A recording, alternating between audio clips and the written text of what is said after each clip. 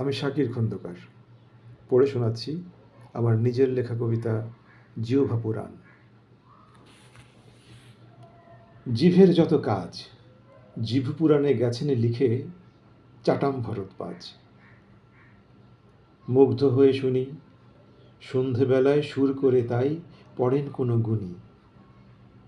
ঘিরে থাকা শ্রোতার মুখে প্রদীপ শিখার আলো দেখতে লাগে ভালো।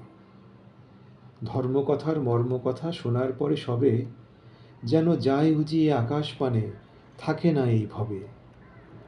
রসিক ভক্তকুল ভাবের রসে যায় গো ভেসে, পায় না খুঁজে কুল। এমন সময় বষ্টমী এক উঁচু করে গলা করল শুরু বলা, ওগো জীবের কথা বলতে বসে করলে আসর মাটি, আসল কথা বললে না তো, জিভ দিয়ে যে চাটি।